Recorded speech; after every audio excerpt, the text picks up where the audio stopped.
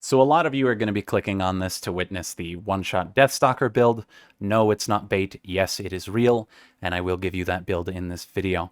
However, I do want to talk about several things, because this may well be the last First Descendant video that I make. First Descendant, for a long while now, has had a player power scaling issue, where the game has continually scaled player power in ridiculous and absurd ways, without ever toning it down, and the devs continue to stand behind a no-nerf policy. Any nerfs that they have discussed have always been trivial. A lot of you may recall when Haley first released, everyone thought she was crazy, but the devs didn't really mind. Then when Freyna came out and her mobbing capability was off the charts compared to everything that we knew, people complained again, and then the devs stated that they would look into nerfing Freyna. Instead of actually nerfing Freyna, they released Inez, which power crept the fuck out of her. Inez, of course, was crazy strong, even better at mobbing. Once again, people complained, saying that Inez was too strong in her mobbing capability, and once again, the devs said that they would look into nerfing her, and they wanted to bring her in line more with other characters. Par for the course, what did they do? Literally nothing, and instead, they have released Serena, the new transfer student with even bigger bonk Hanaga hoogs, and once again she has power crept the fuck out of everyone, to the point that now in a 4-man group, I alone can shoot a single shot and kill Deathstalker, which at this point is basically the pinnacle of difficulty in this game. What the fuck is the point of even trying to simulate difficulty if all we're gonna do is build purely for damage? If you've watched my prior videos and streams, you know that I have taken the time to make my own build calculator, much like the one that I made for Remnant 2, but in Remnant 2, there was actually a point. Now, I understand nobody asked me to make this build calculator for First Descendant. I'll admit, I did it for myself. Learning how to code it out has been fun. I started learning coding in March of this last year. That has been an incredibly enjoyable experience for me. I highly recommend it to anyone who's super bored. But the conundrum I face as a content creator who tries to make a calculator that can optimize through these gajillions of combinations and get you the absolute best damage in your builds is now we are at a tipping point. In the past with Defiler, it was obviously ridiculous that we could get 4 or 3 second kills with Last Dagger, but that at least required good aim.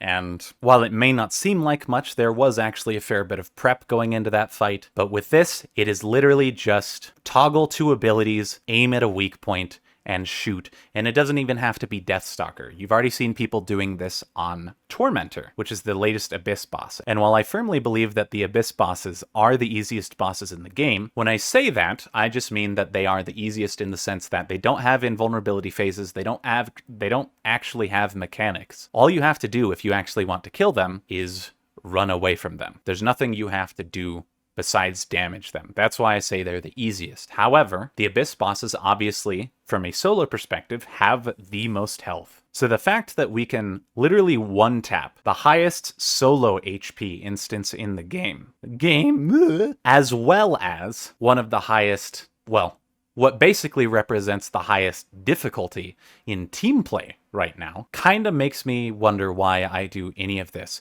Because next season, we're gonna get an even bigger booba lady, and she's gonna have some fuck-busted skill, and maybe in between now and the next season we'll complain about Serena, and the devs will be like, yeah, you know what, we want to bring her in line too. And then they'll just release another character that further power scales fucking everything. Now, I do want to clarify, I don't think that Serena is the only issue. I do think her HP scaling ability is insane. We're going to talk about how the math behind that works here in a bit in the video. And it's extra funny because if you look at the dev stream when they were first showing it, the HP scaling was actually less before, but they made it even stronger before pushing it to live, which means they knew exactly what the fuck they were doing here, and they knew this would happen. Weapon cores are obviously a large part of the issue as well, because if it weren't Serena doing this bullshit, we'd have Haley, Sharon, and Glay doing it all the same with a bunch of different weapons, a bunch of different alternatives. Serena just represents the pinnacle of horseshit in this game, because balance is going completely out the window. Normally, when we scale player power in a game, the enemies scale in some form to meet it.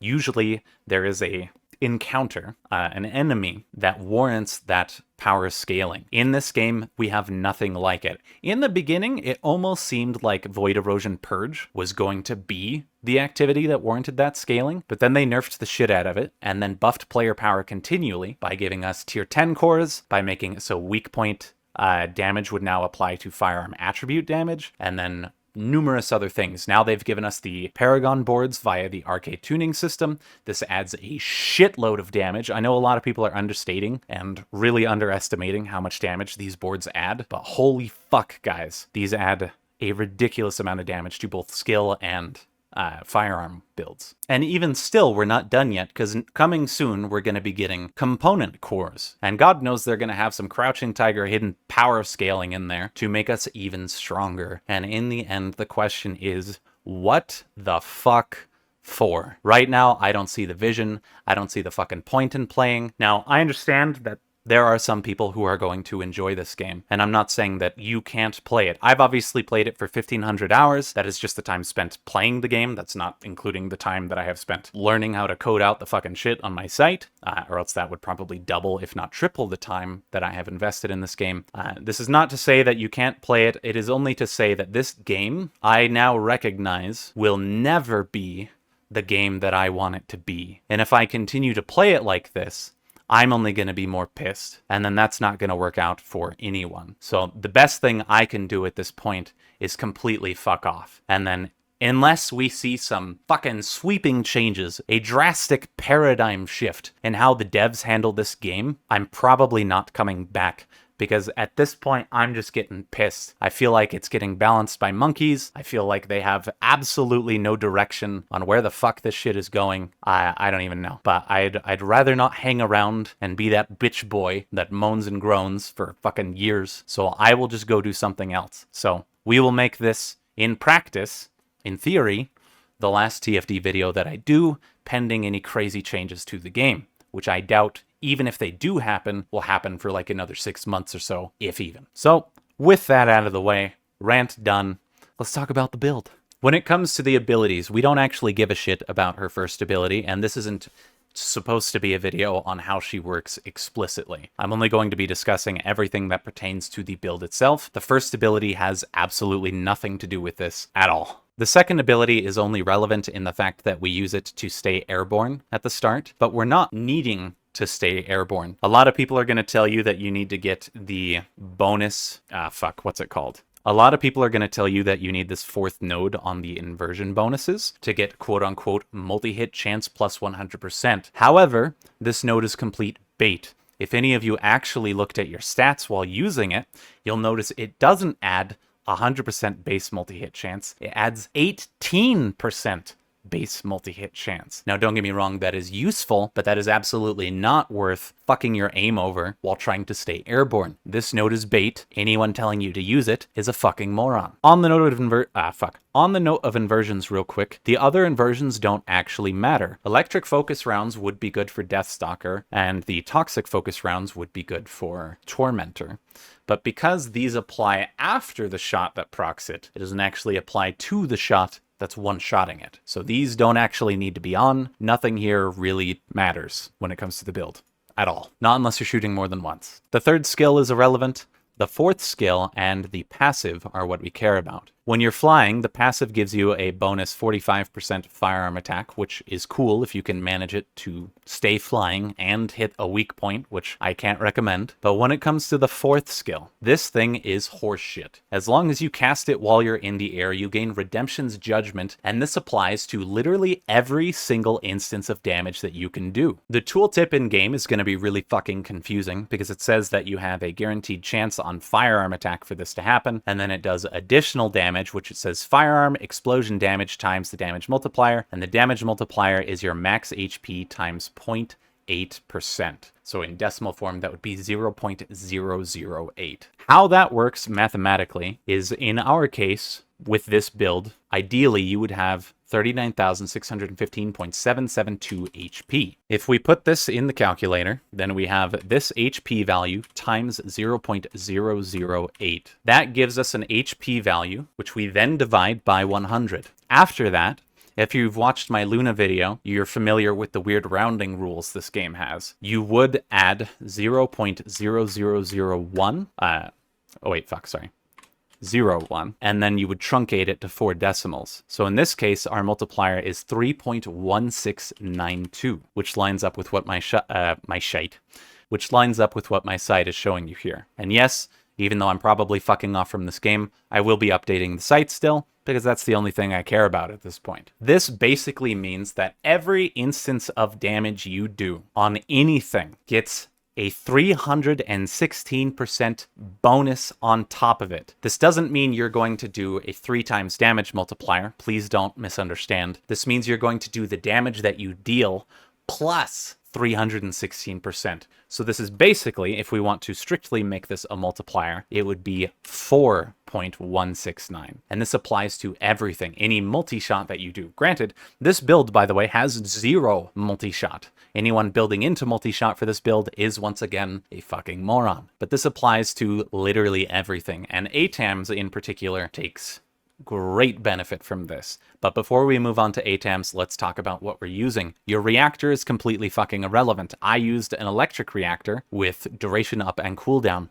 That just goes to show you it doesn't actually matter. Duration isn't harmful to have. In fact, it's probably good because it increases the duration of your bonus on yourself. That's always a good thing. When it comes to your components, you want any component piece that has a base HP value of 646. So for me, that was Distorted Resolve on my auxiliary, Frozen Heart on my sensor, Annihilation on my memory, and Distorted Resolve again on my processor. You do want to make sure you have a max shield roll on your processor, and then you want to have a max HP roll on your auxiliary. These matter immensely. Due to the fact that your HP scales this bonus like crazy, it obviously makes sense that we want to pump our shields and HP as much as possible in conjunction with overwhelming HP to pump our multiplier. Speaking of the mods though, we are using Overwhelming HP, Increased Shield, Weighing the Scales, Increased HP, Walk a Tightrope, Stim Accelerant, Amplification Control, Time Distribution, Shot Focus, and then Conditional Recharge. The idea here is obviously Walk a Tightrope won't give you a attack bonus unless you are missing health. So at the start of the fight, you're spamming your 2, so that way you can drop your health down to 50% and have the full bonus by the time you make your shot. Now, however, let's go over to A-TAMS. A-TAMS is actually extremely straightforward with how its bonus works. It literally takes any firearm source damage that you deal and multiplies it by 2.6, and then it adds it in as an additional damage instance. Once again, because this is damage that you are dealing, Serena's 4th applies to this. So the bonus isn't really worth talking about other than it gives us a shitload of damage as long as we aim down sights. If you're familiar with Demonic Modification Glay, just think of that in the form of a weapon, and that is A-TAMS. Except not only is it in the form of a weapon, it is in the form of a weapon with 230,000 base firearm attack, which is fucking stupid. When it comes to the substats, we are using critical hit damage, weak point damage, bonus against Colossus, and firearm attack. When it comes to your cores, you take electric attack and critical hit damage. And then when it comes to your mods, you take better insight, rifling reinforcement, electric enhancement, better concentration, electric gun barrel, weak point expansion, action and reaction, weak point sight, charge amplification. That might raise eyebrows, but trust me on this. And then edging shot. A lot of people are gonna fucking clown me for using charge amplification instead of concentration priority. But I promise you, if you do, make the horrible mistake of taking concentration priority, it is a significant damage loss. Real quick, I almost forgot, on the board, you come off to the left, you get your weak point damage, you go all the way up to get your Colossus, you go off to the left. For Deathstalker in particular, you absolutely need this. The affinity damage multiplier is ridiculous. That's why we're shooting at the balancer on Deathstalker, which is this little nub at the bottom, because that is a crush weakness, and our sniper is a crush weapon. That means we get a shitload more damage. After that, we go up and get our crit damage, and then below, we are just going to scale as much HP and shields as possible. Because once again, the best way to scale our damage after getting our crit damage and weak point damage up, along with our advantage multipliers, the best way to scale damage after that is with your HP and shield. It might be tempting to overcommit to shields, and I know I watched a video of another fucking dumbass who tried to commit to multi-shot damage and multi-shot chance, but you'll notice that in this build I have 0 multi-shot damage and 0 multi-shot chance, and I still fuck them into the ground. On this sniper build in particular, multi-shot chance and damage is bait. Do not use it, do not spec for it, do not look at it. I will say, because this, I understand, I recognize that me fucking off is probably going to come out of left field. And I understand that my complaints are probably going to be unique to me as someone who codes out the build calculator website. Okay, I get that. But for the people who are confused and don't understand why I'm probably quitting with this, please try to understand from my perspective how it just feels like literally nothing matters in this game anymore. And my time is infinitely better served by finding another game to invest into. I appreciate all the support thus far. It has been a lot of fun dicking around with you guys, giving you different screenshot and dip messages. I have honestly had a lot of fun, but I think we will have a lot more fun if we just find a different game. TFD may become a great game that I may want to play, but it's probably going to take several years to get to that point.